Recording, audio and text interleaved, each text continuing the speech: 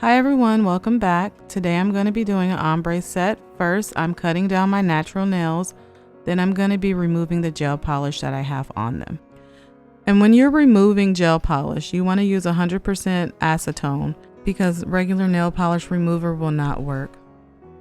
So after I'm done soaking it all off, I just take a file and I just make sure it's all fully removed.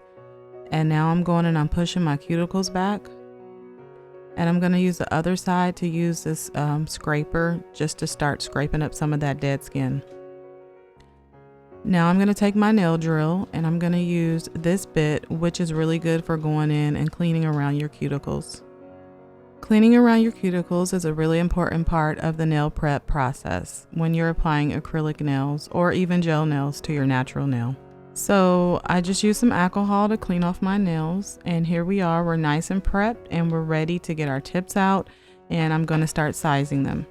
So keep in mind when you're looking for the correct size for your nails when you're using tips, you always want to go with a size that's bigger than your nail bed. You never want to go with a size smaller because going with a size smaller will cause lifting as well. So right now I'm gluing them on. And while I'm gluing them on, I'm making sure that they're absolutely straight, because if they're not straight, that will make your whole nail look weird and it will be hard to fix. So now I'm just going to get my dust collector and a file, and I'm going to start blending that area where my natural nail and this tip meets, and it'll just help give my nail an overall natural look once I apply the acrylic. Next, I'm getting my Mia Secret liquid monomer ready. And also I'm going to blend up some powders today. I'm going to be blending up Mia Secret Multi-Balance White with Mia Secret Rose Cover acrylic powder and Mia Secret Pink Cover acrylic powder. And these came out really nice, and actually this blend is what helped me get this ombre effect. So you just want to make sure that you're mixing it up really good, and that's just what I did. Next, I'm putting on some dehydrant to my natural nail, and then I'm going to put on some primer, and I'm also just going to make sure I'm putting this on my natural nail, and I'm being careful not to get it on my skin. You always have to be careful when you're using primer that you don't have any cuts, because it's really acidic and it will hurt you. It will sting. So now I'm starting the process of applying my acrylic to my nails.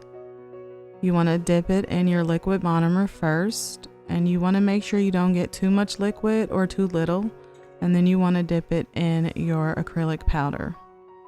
And this process is called liquid to acrylic powder ratio.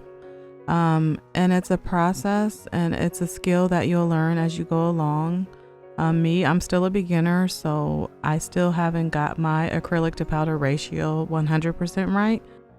So sometimes I'll pick up a little less product just to be sure I don't have too much and I don't have too much filing to do. And I'll apply multiple beads. And what beads are, that's just when you dip your brush into your liquid and then you dip it into the powder. And what you pick up onto your brush, that's what they call a bead. So you can have a dry bead, which is obviously too dry. You can have a wet bead, which is too wet, and then it will fall everywhere. And then you can have a just right bead, which is obviously one that will help you sculpt your nail into the desired shape that you're trying to get. So you just want to go ahead and repeat that process on the rest of your nails. Next, I'm going to get my dust collector and I'm going to start filing and shaping my nail. And I'm going to try to make sure I get around close to the cuticle area as much as possible. And just getting them filed and shaped into my desired shape.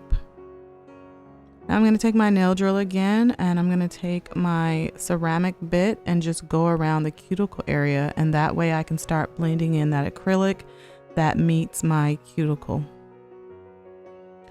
And you always want to take your time and buff your nails, because this step will take out any of the scratches and scrapes from your filing.